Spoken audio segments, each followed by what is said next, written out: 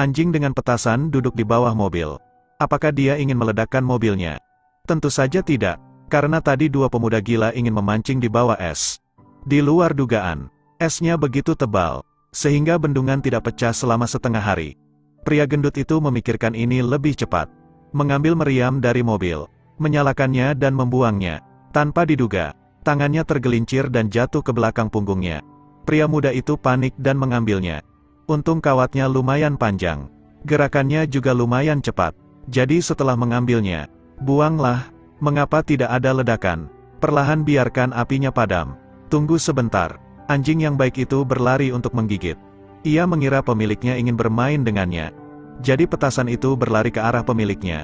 Tidak peduli seberapa gemuk Anda, itu tidak akan berhasil. Melihat dia akan meledak, pria gendut itu tiba-tiba memikirkan sebuah tipuan. Berlari. Keduanya berbalik dan berlari. Tapi bagaimana bisa dua kaki melawan empat kaki? Melihat anjing itu semakin dekat dan dekat dengan mereka, keduanya hanya bisa menembak anjing itu dengan kejam. Setelah menghindari peluru, anjing yang ketakutan itu merangkak di bawah mobil. Pria gendut itu berteriak dengan liar. Jangan duduk di bawah mobil. Ingin pergi. Kali ini anjing itu sepertinya mengerti apa yang dikatakan pemiliknya. Dia menjatuhkan petasan ke mulutnya dan segera kabur. Lepaskan 1 jam. Kali ini esnya retak, tapi mobil pria gendut itu juga jatuh. Kakak gendut mendekatkan pandangan. Hasilnya, slip jatuh ke bawah. Pria kurus itu dengan cepat mendekat untuk menyelamatkan. Berikan ujung senjatanya pada pria gendut itu. Dia berhasil meraih pistol, tapi sayangnya meremas rumput yang salah. Satu suara, dia terluka parah dan jatuh. Anjing itu dengan cepat mendekat. Dan ini semua karena deduksi Mark. Dia adalah seorang penyelidik untuk sebuah perusahaan asuransi. Mengkhususkan diri dalam menyelidiki orang yang bunuh diri melalui cara yang paling bodoh. Misi Mark adalah menemukan orang-orang ini dalam waktu yang ditentukan dan menyelamatkan mereka. Pada saat yang sama menghemat sejumlah besar kompensasi untuk perusahaan asuransi.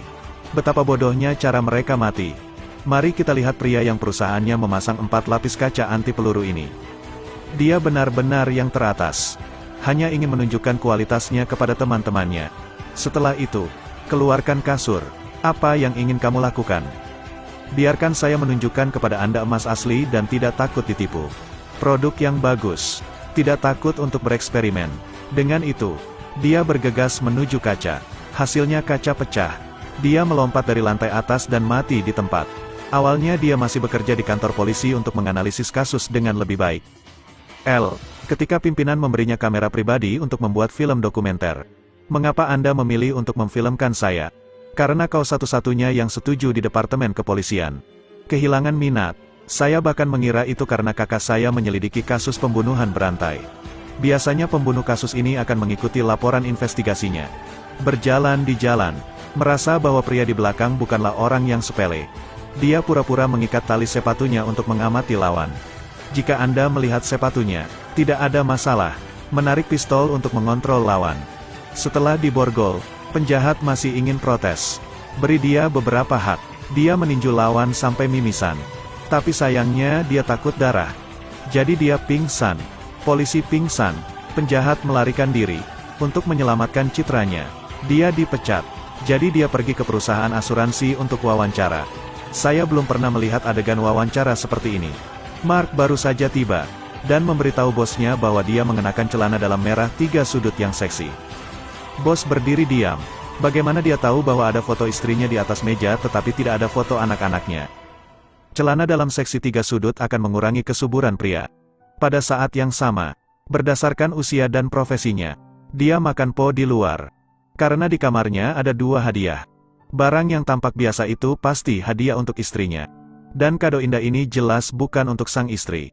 Pemilik yang bingung meminum air untuk menghindari rasa takut. Jika saya menggunakan pengetahuan khusus saya untuk membantu perusahaan saya menyimpan data penting. Perusahaan dapat menghemat 2,2 miliar dolar dalam premi asuransi setiap tahun. Bos menerima Mark di tempat. Pada saat yang sama, aturlah untuknya pendamping wanita yang cantik. Penyelidik pertama dihancurkan oleh mesin penjual otomatis. Seperti yang ditebak oleh pria berpakaian bagus itu. Jelas tidak kekurangan uang. Tapi dia punya kebiasaan untung kecil. Setiap hari, dia merogoh mesin penjual otomatis untuk mendapatkan makanan di luar. Suatu hari, dia tiba-tiba ingin minum air putih. Tak disangka, pria tersebut memasukkan koin ke dalam mesin ATM tanpa menekan air ke bawah. Pria itu marah, meninju dan menendang mesin. Tapi airnya tetap tidak turun. Dia mengulurkan tangan dari bawah kail. Dan tidak menyangka bahwa mesin itu tidak hanya tidak akan melepaskan air, tetapi juga ingin memakannya. Pria itu tidak bisa menarik tangannya dengan sekuat tenaga. Segera 2 jam berlalu, dan pria itu masih terjebak di sana. Hanya melihat seorang pembersih lewat. Tetapi pihak lain memakai headphone. Tidak mendengarnya berteriak. Pada pukul 12, pintu ditutup. Pukul 3 pagi, tangan pria itu memar. Jika demikian, tangannya akan sia-sia. Pria itu terus mengayunkan tubuhnya. Akhirnya melepaskan pelukan. Tapi dia tidak punya waktu untuk bereaksi. Karena guncangan yang kuat, mesin jatuh. Pria itu tewas di tempat. Lisa menganggap kasus ini sangat gila. Tetapi melalui pemeriksaan, sidik jari korban di dalamnya mengejutkan penyidik. Kali ini perusahaan menghemat lebih dari puluhan juta sebagai kompensasi. Selanjutnya, mereka menjumpai hal yang aneh. Tidak ada mayat, tidak ada petunjuk. Hanya jejak rem sepanjang puluhan meter. Menurut tebakan Mark, itu adalah istri dari pria itu. Pria itu pergi ke pasar barang bekas untuk mencari barang dan menemukan barang bagus. Setelah membelinya, langsung masuk ke dalam mobil. Saat dia melaju keluar dari depo, sebuah mobil bermesin roket lahir. Seorang pria mengendarai mobil di jalan utama. Saat sakelar bawah tanah dihidupkan, mobil itu terbang menjauh. Saat itu, rem mobil sudah tidak efektif lagi. Pria tersebut dengan cepat menarik rem tangan, mengakibatkan tangannya ditarik. Namun kecepatan tetap bertambah. Kaca depan mulai retak. Cermin itu juga terbang menjauh. Melihat sebuah mobil di depan, pria itu dengan cepat memutar setir. Tetapi mobil itu terlempar dari tanah, menabrak gunung yang jauh, menyebabkan ledakan. Menurut keterangan saksi mata, kecepatan saat itu pasti sekitar 3.400 mil. Terkadang ketika mereka menerima kasus gila ini, banyak juga yang menjadi gila. Seorang pria dan seorang wanita sedang mengemudi di jalan. Wanita itu meminta untuk pergi ke jalan raya. Pria itu terus ingin pergi dengan cara ini. Akibatnya ban mobil pecah, dan telepon juga tidak ada sinyal. Saya akan menunjukkan kepada Anda bahwa otak adalah hal yang baik. Sayang sekali dia tidak memilikinya. Keluarkan balon. Segera isi dengan udara. Gantung kabel baja di atasnya. Ujung kabel lainnya diikat ke tiang ponsel. Ini disebut menara gelombang buatan. Apakah kamu mengerti? Saat berbicara tanpa memperhatikan, balon itu mengambil teleponnya. Mengejar selama setengah hari tidak akan ada gunanya. Lisa tertawa seperti badut. Pada malam hari, saya ingin membuat api agar tetap hangat. Tetapi pohon itu terlalu basah untuk terbakar. Beritahu saya ada oli di dalam mobil agar saya bisa mengambilnya. Akibatnya, tangan terpeleset dan jatuh ke tanah.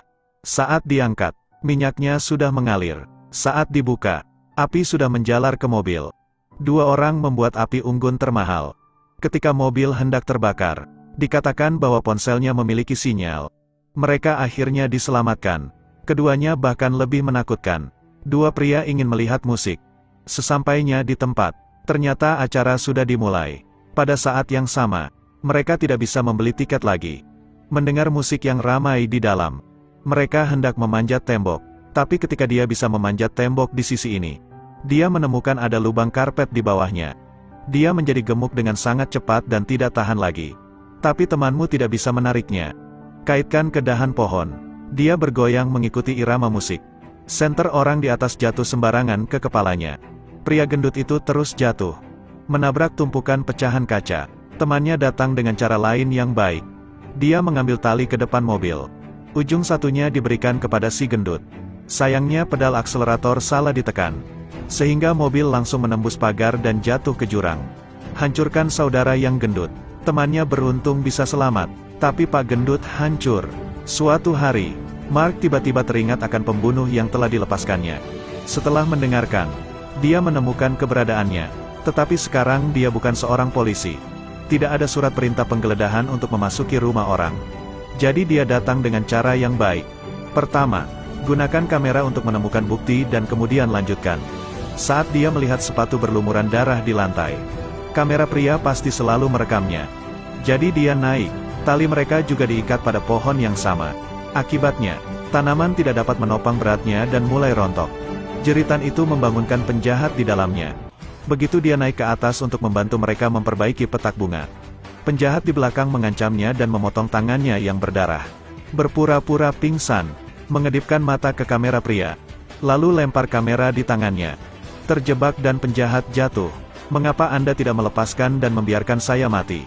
Saya tidak ingin diselamatkan. Orang gila. Oke, karena kerjasama jangka panjang, Mark dan Lisa telah berpasangan. Film ini memenangkan penghargaan ganda. Apa itu hadiah Darwin?